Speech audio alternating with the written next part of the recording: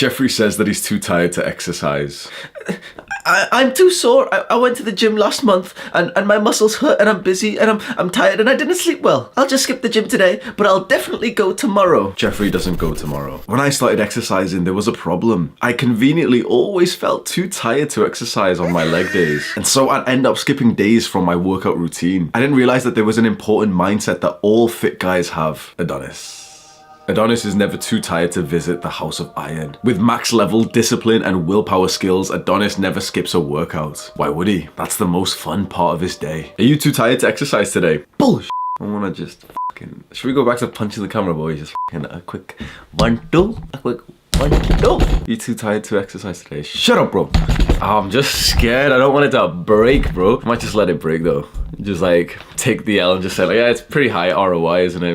We've used the camera for a good couple of months. We can just like, You're not too tired to exercise. You're too tired because you don't exercise. Exercise gives you energy. And the issue is that the modern day fat positive, we're all beautiful, those type of people will lie to you and convince you otherwise, that it's okay to skip your workouts, it's okay to eat the junk food, it's okay to be fat. But is that who you want to be like? Or do you want to be like David Goggins or Adonis? Or maybe even me? Look at my body, bro. I'm obviously not going to lie when I say that I've been a pussy for most of my life. I've listened to this type of advice of like, oh no, but I'm too tired. And oh, Hamza, if you're tired, you shouldn't exercise today. I've done that shit, bro. Life's fucking shit when you live like that. So believe me when I say that I've had the same thought, that I'm too tired to exercise, that, you know, I didn't sleep long enough yesterday, and there's that thing that's, you know, the work that I've got to do. And once again, look at my physique. I've probably done about 2,000 workouts. The app that I use to track my workouts that I've been using for 1.5 years, I've tracked about 450 workouts on that app, and I've worked out for like 5.5 years before that.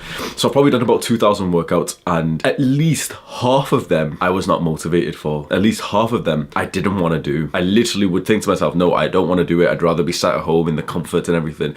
I don't want to do it. I'm too tired. I'd wake up and delay going to the gym. So if you don't know already, like going to the gym first thing in the morning is generally the best thing in terms of like getting consistent, getting discipline and everything. There's like a special, I don't know what it is, what happens in a man's brain, but when you wake up and you lift weights first thing, like after your morning routine, the rest of your day, you literally just get everything else checked off. It's like the snowball effect. I'd wake up and I'd delay going to the gym and be like, okay, I won't go straight away because I've got to do that work. So I'll do the work first and then I'll go after that. Oh, not yet, because the work was kind of draining, so maybe a little bit sleepy. So I'll take a nap first. I'll go at like 11 or 12. Or actually I'll go at 2 p.m. because the gym is more quiet at 2 p.m. and I don't want to wait for everyone else to, you know, use the machines and everything. 2 p.m. rolls around and okay, now it's getting anxious. Bro, like seriously, deadass. It's now or never. You either go at 2 p.m. right now to hit this workout. You wait any longer than 2 p.m. and it gets closer to 5 p.m. It's like the gym is a fucking PvP enabled zone with all the people coming in after work. And so guess what happens at 2 p.m. because I'm not going to skip the day, but you know, I kept on delaying it. But guess what happens? I put one foot in front of the other. I'm tired. I don't want to go. I just one foot in front of the other, put the clothes on, put your music in. Usually that's the thing that really helps for me. I put the music in and I'm like, oh yeah, let's fucking go. Let's fucking smash this shit.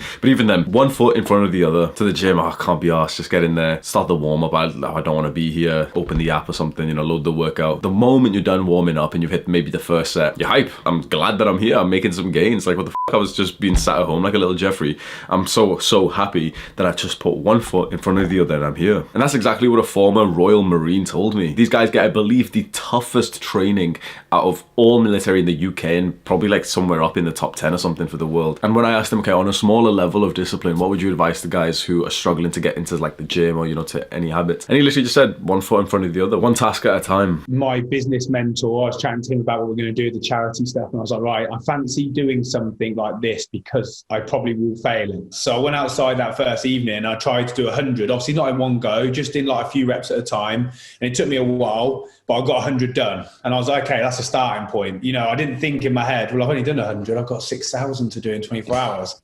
I'm behind the time frame. All I said was, okay, great. I'm going to try and do those 100 a little quicker over the next 2 weeks. Once I did that, I was like, I'm going to try and see if I can do 250. And I did when I did 250. And then I jumped to 500. You know, that took me about a month and a half to get to the point of doing 500 in a session.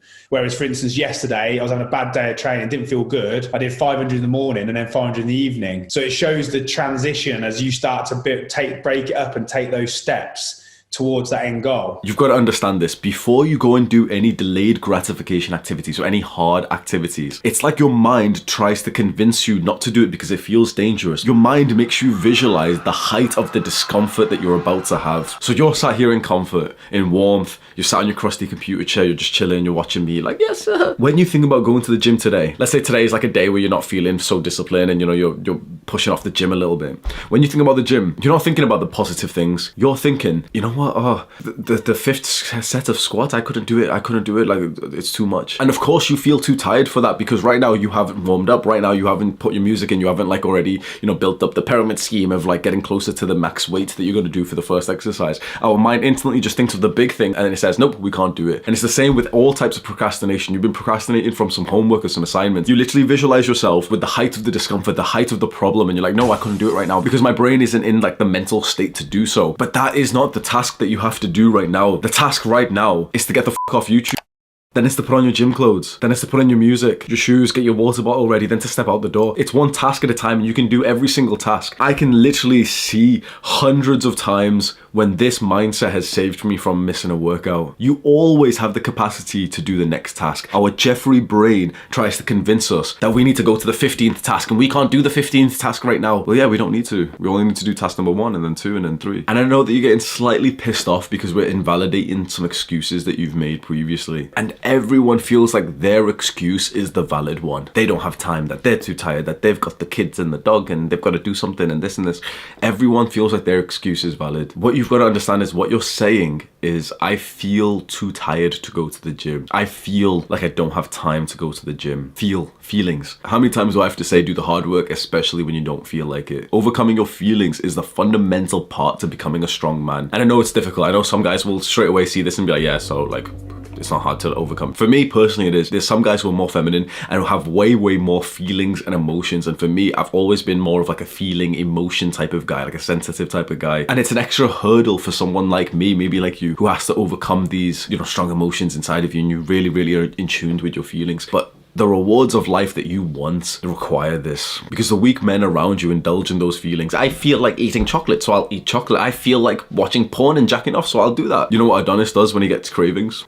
Nothing. You don't have to indulge in your feelings. It is mediocrity that's convinced people that if they are craving something, they need to eat that something. If they feel something, then that is a fact. And I know that the topic of this video was about exercise, but this can get like fucking huge when you really think about it. Our feelings are dictated by the world around us. The issue is that most of us live in quite a weak world, like a weak country, weak society, with weak people around us, with weak media around us. And so our feelings are based on that. Most of us have feelings to indulge in instant gratification. Like, that doesn't have to be normal. Imagine if you had way more feelings to commit to delayed gratification. And there's potentially people who are like that because of the society that's around them. But you don't have to listen to your feelings. And this blew my mind when I got into self-improvement full time. All of the previous years, I wanted to be productive. I wanted to work out every day. Especially I wanted to have a clean diet. I wanted to stop eating junk food. And I never did, because I always indulged in my feelings. I got the feeling to eat junk food. So I was like, yeah, so I have to eat it because I'm feeling like eating it. Your feelings are almost like a test. It's like your Jeffrey brain is sending your entire body a message to say, yes, test this motherfucker. Let's see if he's really committed to this shit. Because with a little bit of a feeling, with a little bit of like agitation in your stomach and a, salivation or some bullshit that happens when you get craving, there we go. All of this plan of like getting a six-pack has just gone out the window because there's a little chocky bar for you to eat, pussy. And every time I would get that feeling, I just repeated the same words in my mind. Do the hard work, especially when you don't feel like it. And just saying that same sentence made me start